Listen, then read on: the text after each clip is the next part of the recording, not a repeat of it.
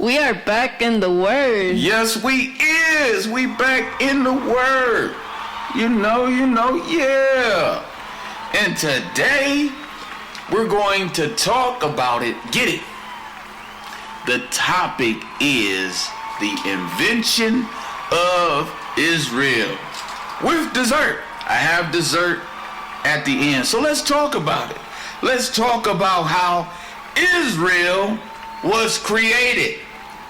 Now, the Israel of today is a white man's invention. It is the invention of a white man. Now, we're going to hear from the Rothschild. Some people pronounce it Rothschild. Okay, and Lord Rothschild, he said, we are the founding family of Israel. Man, that's deep. Hold on to your seat. We about to get in this thing. Backroom deals, betrayal, and a war that's lasted almost 100 years. This is what happened when the richest family in the world decided to create their own country. In 1917, the Rothschilds, the trillion-dollar family that invented modern-day banking, used their money, power, and influence to strike a secret deal with the British government. That deal eventually led to the creation of the country of Israel. But what makes this story more bizarre is the crazy personality of the man who orchestrated this deal, Lord Walter Rothschild. Walter Rothschild was an enigmatic mega-billionaire with so much money that instead of using horses to pull his carriage, he imported zebras from Africa just to show off. This same billionaire also had a super weird hobby of gathering insects and bugs, eventually amassing over 1 million butterflies, moths, and other insects. The Jews are some of the most intelligent, industrious people in the world. However, for years, the millions of Jews scattered around Europe had been trying to secure a large piece of land to start the country of Israel. But no matter how hard they tried, they got nothing. That was until they linked up with the super rich Walter Rothschild, a man who could change the world with the snap of his finger. By the early 1900s, the Rothschilds were already the most powerful family in Europe. They were so wealthy that they had even given loans to the entire country of France to stabilize the economy. However, aside from their power, the Rothschilds also had a reputation for being extremely ruthless. They wouldn't hesitate to wield their power as a weapon to bulldoze through their enemies and crush anyone who opposed them. If the Rothschilds wanted something, they better get it, or they'd be hell to pay. Walter Rothschild made the calls he needed to make, pulled the strings he needed to pull, and in 1917, the British government sent Walter an official letter promising to do everything within their power to provide land for the creation of Israel. That letter redesigned the map of the world, and if you need proof, we have a copy of that letter. November the 2nd, 1917. Dear Lord Rothschild, I have much pleasure in conveying to you, on behalf of His Majesty's government, the following declaration of sympathy with Jewish Zionist aspirations, which has been submitted to and approved by the Cabinet. So it's possibly the most famous letter in modern Jewish history, and it begins with 3 words: Dear Lord Rothschild. That letter, nicknamed the Balfour Declaration, is proof that it was the Rothschild family that created Israel. But there's even more evidence. In this interview, the head of the Rothschild family proudly explains how his ancestors created Israel. The interviewer begins by asking the question that was on everyone's mind. Why was it that this letter was sent by the Foreign Secretary to your great-uncle Walter? The reason is obvious.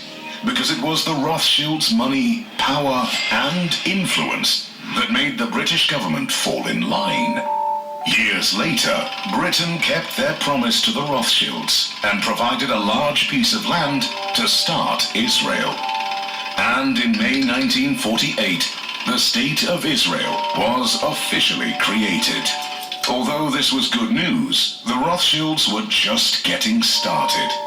What the Rothschilds did next was even more impressive.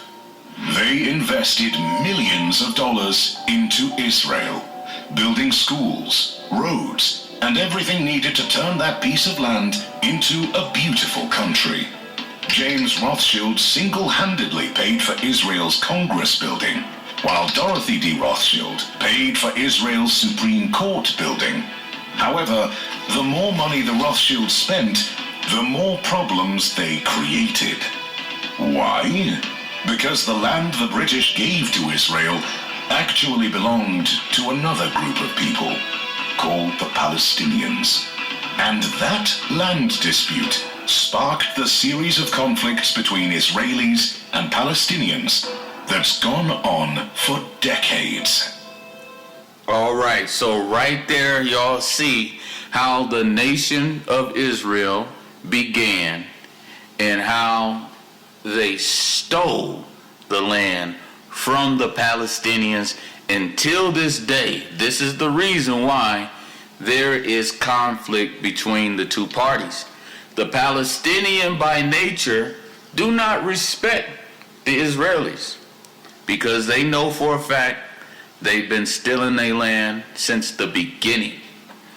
And it shows you that God allowed the Palestinians to be in the place where the real Jews dwelt. So it's going according to the scriptures. The scriptures say the kingdom will be taken from you and given to a heathen nation. So Israel was cast out of their land, and guess who's in there? Ishmael. All right. Now, you know, I'm not going crazy with what I teach. Everything I'm teaching could be validated by history. Now we're going to listen to Steve Coakley. Now this is a black man who actually told the same story that we just saw about how Israel was stolen. He needed something that money couldn't buy. He needed to start a state. And he needed a state because the people who were claiming that they were waiting for a Messiah had a meeting one day and said, said, man, by what year, Rabbi, do you think the Messiah is going to come and lead us to the promised land? Wherever we're supposed to go, it's the Messiah who's supposed to lead us there. He said, well, I need to sit you down, my great-great-grandson, and tell you the story about how you got in this position. The story starts way up in the Caucasian Mountains, where we met with some people on the other side who told us a story about the chosen people. We mimicked the story, but the story really wasn't about us, it was about them. So we came down the hill and repeated the story to the people who would hear it, and as long as the real one didn't come across the mountain, no one ever knew the difference. In fact, we were known then as the Khazarians. He said, son, there's no Messiah gonna come free us. That movie Exodus and all that other stuff, that Charlton Heston and all that, said, we lied, son. Son of son of son. And son says, Rabbi, what we gonna do? Rabbi says, well, we're gonna shift our strategy and we're gonna no longer wait on a Messiah. We're gonna go out and get some of these damn politicians to recognize us as the chosen people. You just hold on. Our man Rothschild got a deal working with Rhodes where he's gonna get his buddy Lord Balfour to declare that the British government would not look unfavorably upon us finding a state in a land where people already live. He said, well, what's the state called? Said, well, we're still debating it. We know if we're chosen, we need to be in Uganda. But I think we may pull up short and come over here to this other area we'll rename the Middle East, and this is Palestine, they call it now. So he said, well, you're right, Chief, if we are the chosen people, we're going to have to go to Ethiopia. He said, you know, we won't last long there now, but somewhere around 93, we'll get control of Ethiopia. After we pull out all the so-called Falashas and take them to another land, then we'll move in and starve the population and take control of that country first. I said it, brother. That's the truth. That's the core truth. And we'll do it, just we have to wait 100 years. This is about 1893. That brother is intelligent. He said the exact same thing in less than 3 minutes than what we just saw. This right here, this video definitely is been played a lot. And Steve Coakley, that brother, already knew that Israel was stolen, okay? The Rothschilds, they paid for it. And they bought it when people was already living there. So that's why the Palestinians have so much support, because everybody knows this. This is common knowledge. So now we want to get back to a quote by Gamal Abdul Nasser. He says, and he was the second president in the United Arab Republic, okay, formerly president of Egypt. This is what he said: the Europeans claiming to be Jews are nothing more than Hebrew-speaking Gentiles. The late president of Egypt, Gamal Abdul Nasser, stated on television, "You Jews will never be able to live here in peace because you left here black and came back white. We cannot accept you." Okay? And that was in 1952. So many people already know that Israel was stolen, and the people you see there are not the original Jews anyway. But this was the fate of the original Jews, that they will be replaced. And they were replaced not by the Europeans, they were replaced by the Palestinians. So now I want to move on to how America has been playing the devil's advocate. They have been supporting Israel. Now this is what the Israelis think of Jesus. Bismillahir Rahmanir Rahim. In the name of Allah, most gracious, most merciful. Assalamu alaikum wa rahmatullahi wa barakatuh. May the peace and blessing of Allah be upon us all. My brothers, friends, and sisters, I would like to share with you how the Jewish people making fun of Jesus Christ. Muslim will never do that as a Muslim. Any Muslim who will do such like a funny thing concerning Jesus Christ, then he is also making fun of the Quran. Disrespecting Jesus Christ is disrespecting the Quran. We never do this. This is an horrible act done by the Jewish people about concerning Jesus Christ. Yet the Christians revere the Jewish people as chosen people. They believe that the Israelis, the Jewish, are people of God, chosen by God, and thus they are tantamount to enter paradise. Look and listen. I will show you how the Jewish people making fun of Jesus Christ. My virgin wife. Sorry, Joseph. She's had a baby, so she's not virgin. Jesus is a bastard. I will have the last word. Yeah. Jesus is a bastard. That child is not my son. I will search from dust to dawn, high and low, and near and far, to find the one who did this, who is the guilty finding a new wife, Joseph. No, I love Mary, so she's the apple of my eye. But now another man has been between her thighs. Where I have never been, I'm locked out. So who did she let in? Jesus is a bastard. Whoa, whoa, whoa, whoa. But I will have the last word. Yeah. Oh, Jesus is a bastard. Whoa, whoa, whoa, whoa. But I will have the last word. Yeah. For wrongs done against me, justice be done. Who was the culprit? That's not his son. I got my rights. Right, that was wrong. This is my song, and you can sing along. Oh, Jesus was a bastard. Whoa, whoa, whoa, whoa. But I will have the last word. Yeah. Oh, Jesus is a bastard. Whoa, whoa, whoa, whoa. But I will have the last word. Yeah.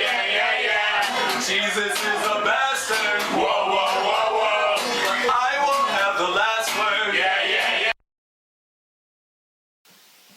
All right, so now you see what the Israelis, think about Jesus. Now, this was a Muslim who was angered by this, and he showed us what they be doing.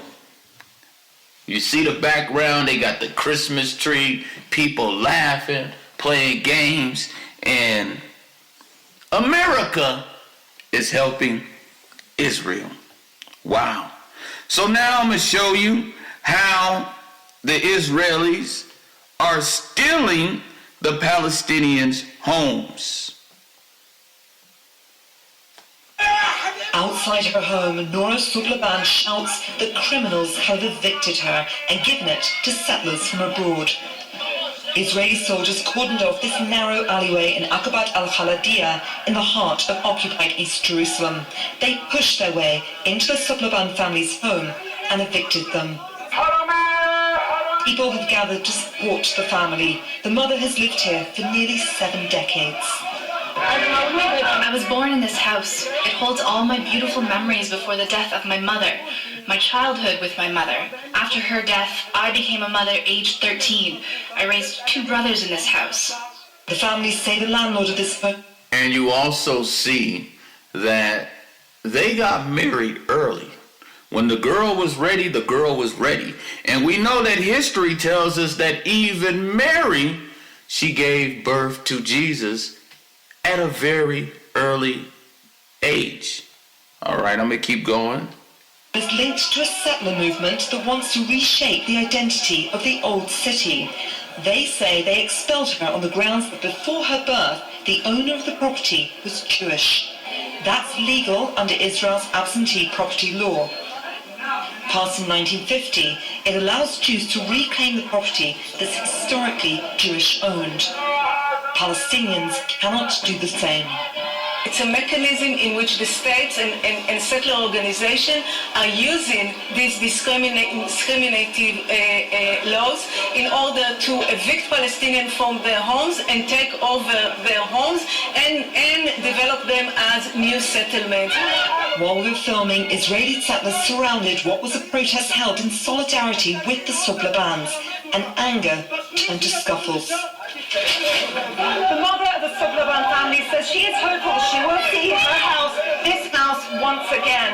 But this kind of incident isn't unusual. According to the UN, more than 218 Palestinian families in occupied East Jerusalem are under eviction orders, likely to lose their homes and land. Her son says the settlers are stealing and taking more than the family's home. My mother will be coming to Al-Aqsa to pray and cry because she can no longer access the house where she was born in, where her mother has passed away, where all of her siblings grew up, and where some of us also grew up. This is stealing not just a home, it's stealing our memories, it's stealing our past, it's stealing our place in Jerusalem. As the protesters dispersed, more Israeli settlers entered the house before the family could remove their furniture. They raised the Israeli flag from the balcony, from where the Sublabans once watched over Al-Aqsa Mosque.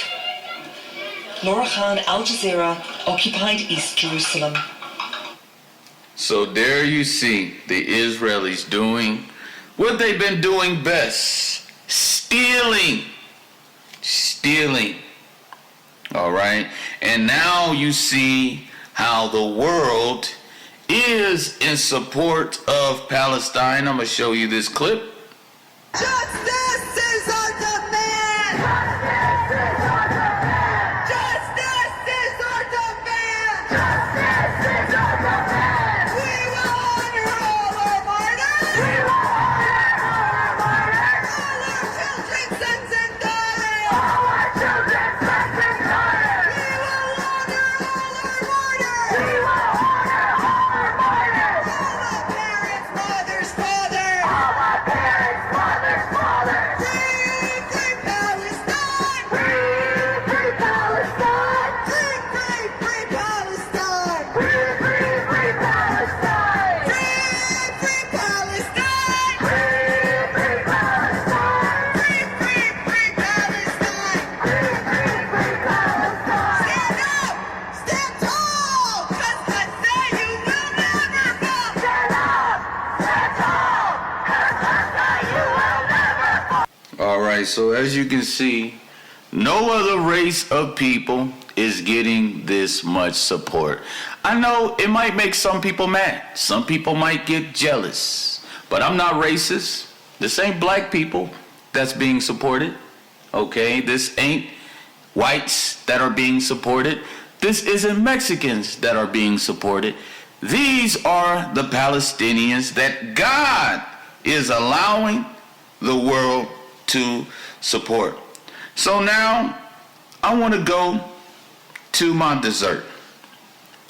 I do have a few scriptures. Before I get there, let me get these. And this is going to be the fate of Israel. Now, a lot of Muslims believe that prophecy is only of God. And you can study it, you can look at it, and he will show you. But we know that God knows best. This is going to be Quran 17:4. And we warn the children of Israel in the scripture, you will certainly cause corruption in the land twice, and you will become extremely arrogant. Wow. That word right there is so deep.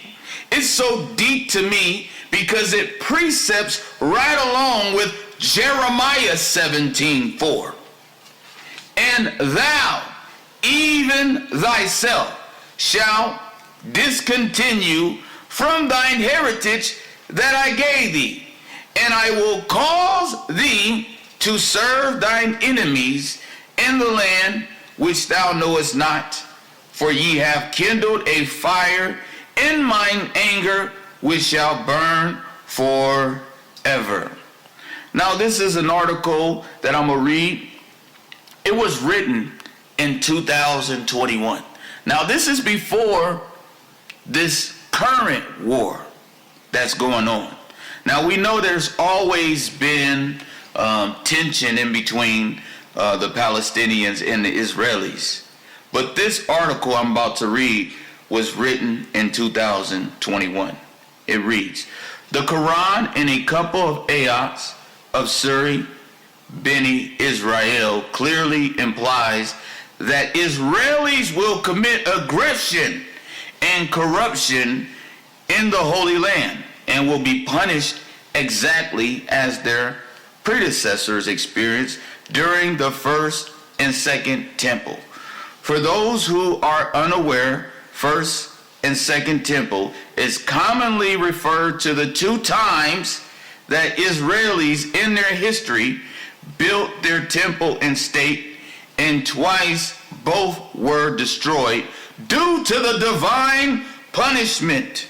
Despite having all blessings, revelation, and prophets to guide them, they abused their political authority, continuously disobeyed Allah, and spread corruption in the Holy Land, exactly as they are doing today.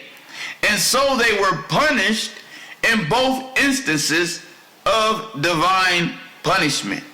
It was an invasion from an enemy that was mighty in warfare, which attacked Israel, killed thousands of them, and took thousands as prisoners. This writing aims to briefly explain how the first and second temple happened and how today's Zionist Israel, with its existing behavior, will face a third divine punishment. Another army in the light of Quran and the prophetic predictions. Now we know God knows best. And I believe that this third divine punishment is on the way. Now I'm going to read Ezekiel 32 and verse 2. Now we're getting into my dessert. Son of man, take up a lamentation for Pharaoh, king of Egypt, and say unto him, thou art like a young lion of the nations. Now, I've compared Pharaoh unto Paul. Just like the Old Testament King Saul, he was a type and shadow to the New Testament King Saul, who is the founder of Christianity. He is the father of that religion. In his own words, in 1 Corinthians 4:15. Now I'm going to ask y'all a question. It reads, you are like a young lion of the nations. Okay, what does it mean by you are a young lion of the nations? Now I already told y'all this is a type and shadow of Paul. So what does it mean when it says thou art like a young lion of the nations? Although that Saul is from the tribe of Benjamin, it's Judah because it's from the southern kingdom. Because it's from the southern kingdom.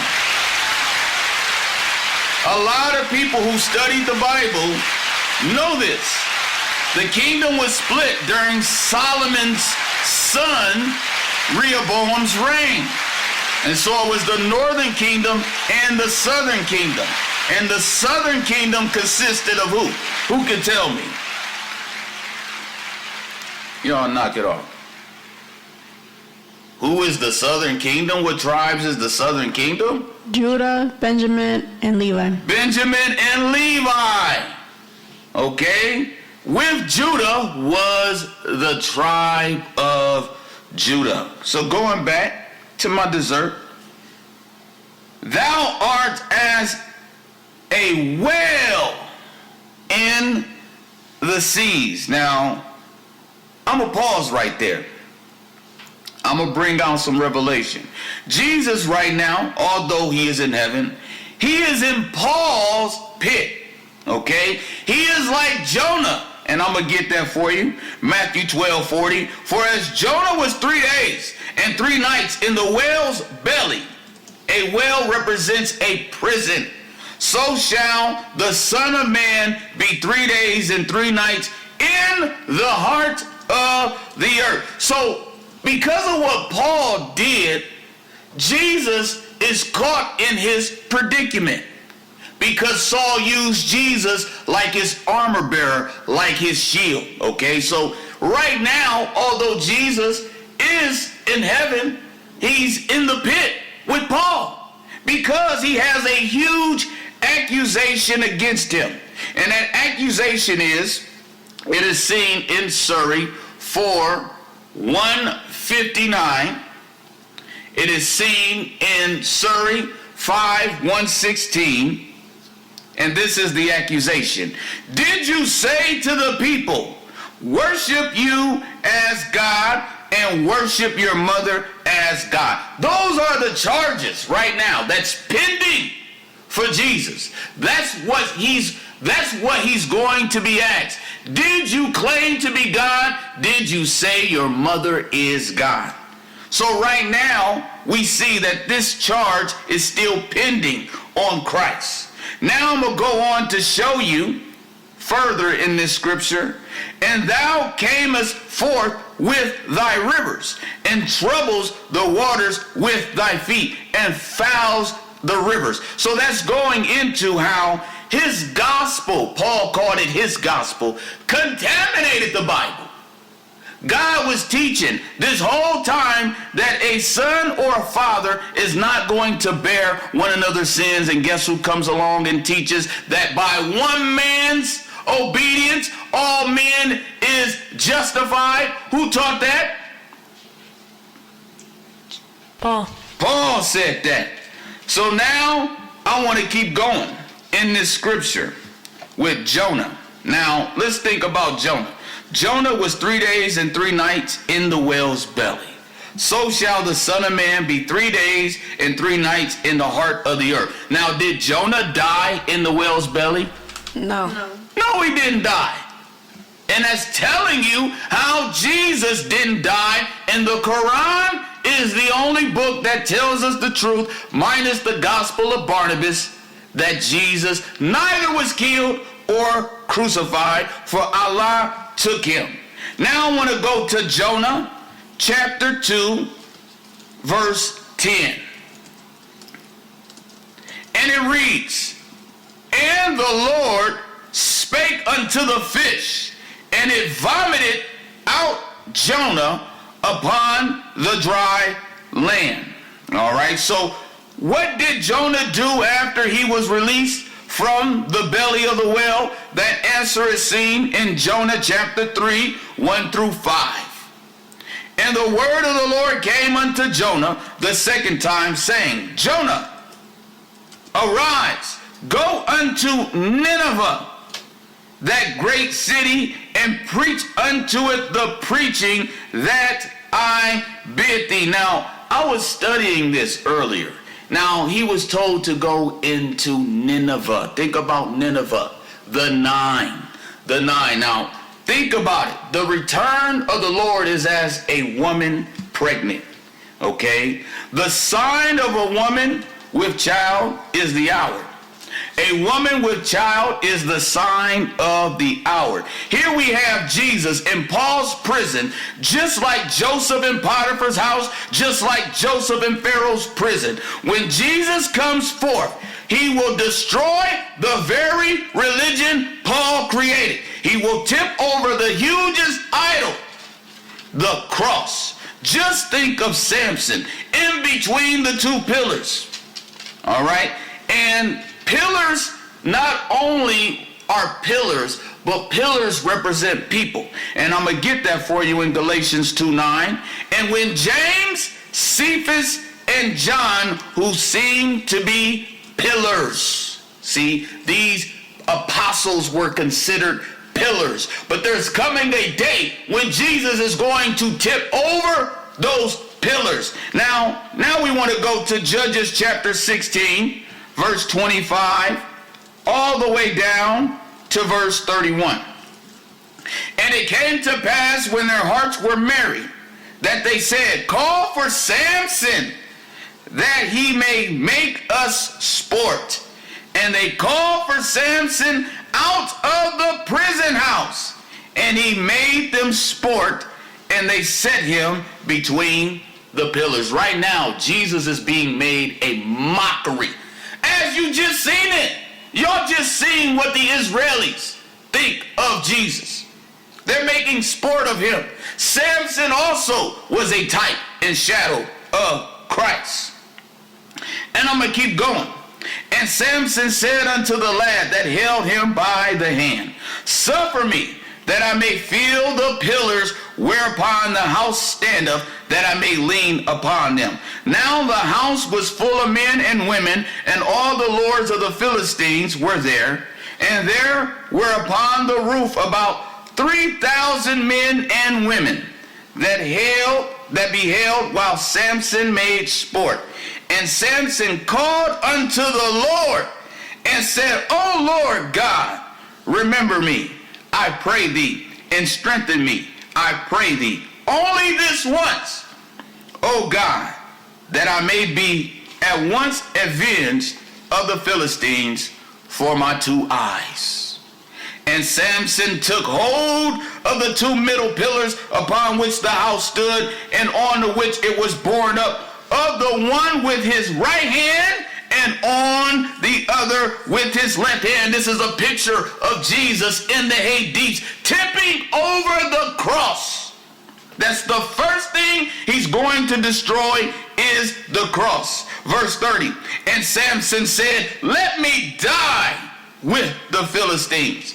And he bowed himself with all his might, and the house fell upon the lords and upon all the people that were therein. So the dead which he slew at his death were more than they which he slew in his life. Then his brethren and all the house of his father came down and took him and brought him up and buried him between Zorah and Eshtaol in the burying place of Manoah, his father.